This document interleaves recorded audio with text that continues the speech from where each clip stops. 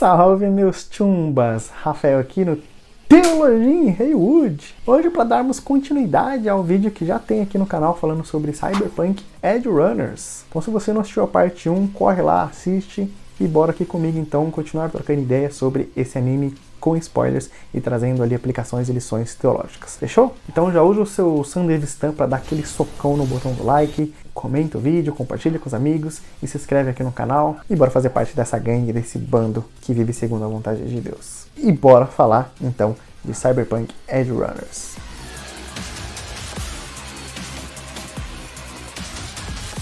Bom, eu particularmente gosto muito de obras que retratam futuros distópicos, porque nessas obras geralmente o que a gente vê é que por mais que a sociedade avance em suas tecnologias, a humanidade ela continua a mesma, o que mostra que é a grande verdade da Bíblia dessa doutrina do pecado, que é uma das doutrinas que existem na Bíblia que a gente não precisa nem citar nenhum texto específico, porque a gente já experimenta ela no dia a dia, a gente sabe que é verdadeiro porque ela está presente ao nosso redor. Que a humanidade, por mais que ela avance tecnologicamente, ainda assim ela vai continuar com seus mesmos defeitos, que é o ser humano. O ser humano ele vai continuar sendo mal em sua natureza. E a verdade dessa obra de que ninguém é especial, ela reflete muito a própria palavra de Deus, em que ela também vai ensinar de que, com exceção do próprio Deus, não há ninguém perfeito, não há ninguém especial de fato.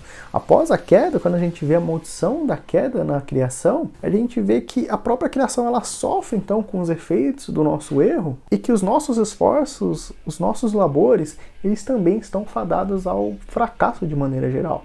Que é na famosa passagem de Gênesis em que vai falar dos cardos e abrolhos. A partir então da queda, todo o nosso esforço, a nossa dedicação, as nossas obras, por mais que a gente se empenhe em algumas coisas, elas podem terminar num grande fracasso, numa grande tragédia. Essa é a triste realidade em que nós vivemos. Por mais que a gente se dedique, por mais que a gente se esforce, com suor e lágrimas, ainda assim o resultado dos nossos esforços está fadado ao fracasso muitas vezes. E por mais que muitas coisas que foram realizadas na história, que tiveram efeitos positivos, ainda assim muitos também trouxeram efeitos negativos juntos de si. Efeitos esses que muitas vezes não foram imaginados, percebidos por ninguém. Então, neste mundo caído, o que nos resta é canseira e enfado. Mas é claro que o futuro que nos está prometido na Bíblia é totalmente diferente, porque quando Cristo ele vem e ele quebra então esse império de Satanás, esse império do pecado, a gente sabe que a realidade futura que nos aguarda é outra, porque em Cristo todas as coisas estão sendo feitas novas. E a cidade futurista que nos aguarda, ele é muito superior, ele é muito melhor. Mas eu vou voltar para esse ponto mais para frente. Que a tecnologia está nos moldando, isso é um fato. E é claro que o problema não está na tecnologia em si, mas em como, em nossa interação com essa tecnologia, nós somos transformados. Então não é de se admirarem que pessoas tecnológicas, elas têm muito mais facilidade em descartar o outro. Pense, por exemplo, em como nós rapidamente descartamos pessoas não tecnológicas. Às vezes a gente pega uma pessoa com um pouco mais de idade que não sabe mexer muito no celular, por exemplo, e a gente perde a paciência rápido com essas pessoas. Em como essas pessoas elas são excluídas de muitos círculos sociais. Pense, por exemplo, no exemplo do banco, em que hoje uma pessoa de idade ela vai para o banco e o gerente vai falar para ela assim, isso aqui é tudo no aplicativo, tudo é resolvido no aplicativo. Mas às vezes a pessoa de idade, se ela não tiver alguém mais jovem que tenha paciência também de ajudá-la a mexer nesse aplicativo, a pessoa ela fica totalmente desamparada, porque ela simplesmente não conseguiu acompanhar o avanço da tecnologia. Essas pessoas, isso é só um exemplo, é claro, de como as pessoas elas são descartadas. Em uma sociedade tecnológica, a gente valoriza muito mais essa questão do avanço. A gente valoriza muito mais aquilo que é superior, que é mais elevado, que é melhor, que é mais avançado, tecnológico. E nessa busca, então, pelo que é mais elevado, mais avançado, a gente facilmente, mais uma vez, descarta essas pessoas retrógradas que ficaram presas num passado que a gente não admira, que a gente não quer mais fazer parte. Pense, por exemplo, também em buscas de emprego hoje, em que as pessoas mais atualizadas, com uma melhor formação e tudo mais, e mais jovens de preferência, elas rapidamente são contratadas, enquanto pessoas mais velhas, que às vezes não têm um currículo tão abastado assim, elas são facilmente descartadas. Mas se todas as empresas elas seguem isso, então quem que vai contratar essas pessoas? Você percebe que mais uma vez elas ficam sem amparo, descartadas, como se não fosse ninguém? E a gente vê isso de forma muito presente no anime de Cyberpunk Edge Runners, em que a cidade, ela quase como que um ser vivo, ela descarta pessoas com muito mais facilidade. A gente vê isso tanto no anime quanto no jogo, de como é muito fácil, como a vida humana ela é muito descartável nesse mundo. em de como é muito fácil você ter acesso a uma arma, em de que no jogo você recebe diversas missões ali, mesmo da própria polícia, em que muitas vezes você tem como alvo tirar a vida de alguém. E não há nenhuma burocracia em volta, não há nenhuma investigação, não há nenhuma justiça sendo apurada ali. Você simplesmente recebe uma ordem, você vai e realiza. E a vida ela é tratada como nada. De tal forma que em uma das missões do jogo, uma das personagens ela tira sua própria vida ali, e quando a amiga dela vai ligar para a polícia e falar, nossa, ela tirou sua própria vida, a polícia fala, guarda o corpo aí, amanhã a gente vai buscar. Mostrando uma vez mais de como a vida ela se tornou algo tão descartável e banal nesse mundo. E parece que a gente está caminhando para esse lado também. E isso parece que está em total acordo com aquilo que Jesus falou, de que haveria um tempo em que o amor de muitos se esfriaria. Só para dar um outro exemplo, pessoas tecnológicas, elas, mais uma vez, elas valorizam muito a eficiência, de tal forma que quando a gente busca um serviço, em determinadas situações, a gente prefere muito mais coisas automatizadas, como uma inteligência artificial ou algum robô. Para dar um exemplo bem bobo aqui, você confiaria mais uma pessoa fazendo uma conta gigantesca ali numa folha de papel, ou você confiaria muito mais em uma calculadora, um Excel, alguma coisa mais automatizada, que você vai ter certeza que vai dar um resultado certo e eficiente no final. Isso é só um exemplo bobo, mas que reflete muito de como a gente prefere aquilo que é mais avançado, que é produtivo. Um outro exemplo, pense, por exemplo, como muitas vezes a gente pega as crianças, os nossos filhos ali, uma criancinha, um recém-nascido, e a gente já rapidamente deixa essas pessoas ali sobre a tela de um celular, para ela se manter entretida e ocupada, enquanto a gente vai fazer uma coisa mais produtiva, seja limpar a casa ou alguma outra coisa. Nesse contexto de, não, eu quero aproveitar o tempo, ser produtivo aqui, realizar outras coisas, e ter um tempo com meu filho, brincar com meu filho, dar atenção para o meu filho, para uma criança, vai me consumir muito tempo, vai me atrasar, enquanto eu poderia estar fazendo uma coisa mais produtiva. Então você percebe que como em nome da produtividade as pessoas elas se tornam descartáveis, a nossa sociedade que vive sempre com pressa, ela cobra isso também de nós, de tal forma que nós vivemos também sempre com pressa. Sempre buscando alcançar os nossos objetivos, enquanto o outro, o próximo do nosso lado, se torna invisível, se torna insignificante muitas vezes. E essa era digital também cria em nós essa sensação, esse desejo de estar no controle o tempo todo. O desenvolvimento é sinônimo de controle. Nós queremos ter controle sobre a saúde, sobre o tempo, sobre o nosso humor, sobre a tristeza, a alegria e até mesmo sobre a hora da nossa morte. Eu poderia até dizer que esse desejo ele já veio desde a Revolução Industrial, em que a gente quer colocar a natureza sob os nossos pés. Mas a verdade é que esse desejo ele tem se tornado cada vez mais presente e a gente quer estar no controle cada vez de mais e mais coisas, inclusive de outras pessoas. No Cyberpunk, isso é ainda mais visível, em que as pessoas elas descartam cada vez mais o seu lado orgânico, por assim dizer, e elas substituem por peças mecânicas que vão ajudá-las a realizar melhor as suas tarefas do dia a dia.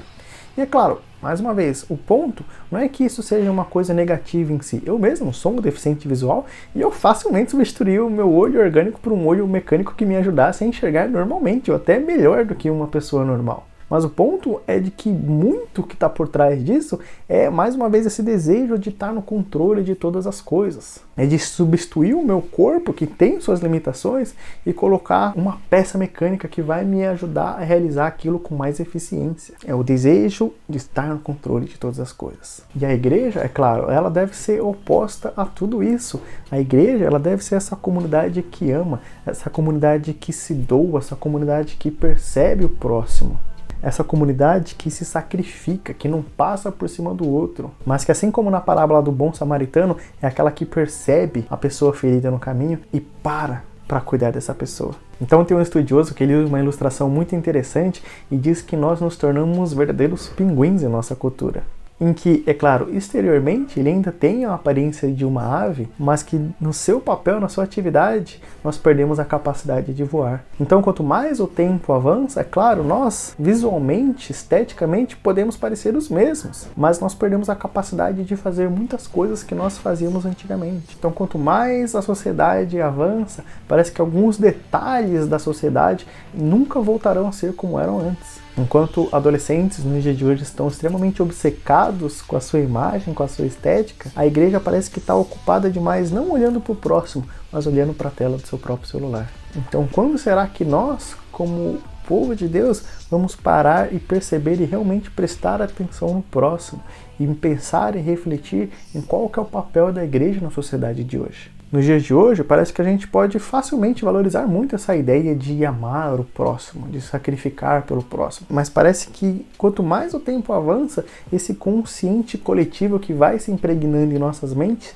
nos torna cada vez mais incapazes de cumprir esse chamado de Deus. Quanto mais o tempo avança, parece que mais incapazes nós somos de realmente, verdadeiramente amar o próximo. Cyberpunk é um daqueles animes que tem um visual lindo, maravilhoso, todas as luzes, todos os efeitos, todas as cores, tudo ali é muito glamouroso e bonito de se ver, de se assistir.